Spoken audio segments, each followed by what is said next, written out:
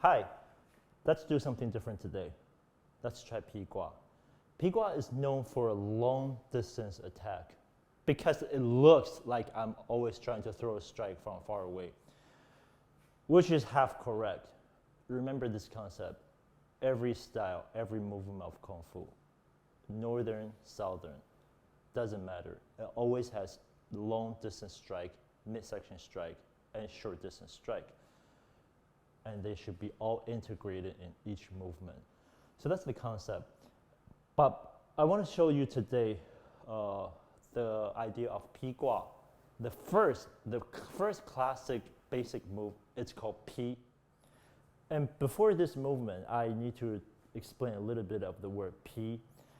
It's a Chinese verb. It literally means from up to bottom. Or if you like to be poetic, it's from heaven to earth. Simple. One straight line. It has to be clear cut. If there's any angle, whether it's 10 degrees, 45 degrees, it doesn't qualify for Pi. So there's a specific requirement for Pi. You always want to move from up to bottom. It's important for Kung Fu as well, because that's how our body would generate the first idea of big power. Pi usually gives you the largest momentum. But how do one measure the angle without the help of other things? Simple, your ear. Now that's one thing a lot of people didn't notice. If you raise your arm like this, if you touch your ear gently, you are at the right position, and that go. Now that's a Pi. If you raise your arm and you don't touch your ear, and you do this, it's with an angle. So that's it, folks. Anytime you want to do a Pi movement, always remember, when you raise your arm, either left or right, always touch your earlobe. Once you gently touch that, you are at the right position. That's your body reference. So that's something simple to remember. So if you want to do this at home, an easy practice will be up, down, up, down. Up, always touch your ear and down. So that's how we understand the first movement of Pi. But today I will integrate this into the classic movement of Pigua, the first Pi. So you have to remember, always touch your ear. But that should be the prerequisites of this movement. So having that, the basic movement is flawless to go with the movement. So it goes like this.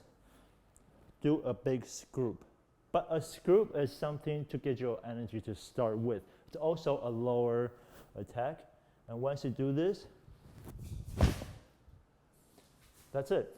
That's the simple movement. And of course you can do left and right, considering the space, what you have. You can do left, right, or just one movement at the same time. So one more time, scoop, and okay, and the movement start with scoop, out,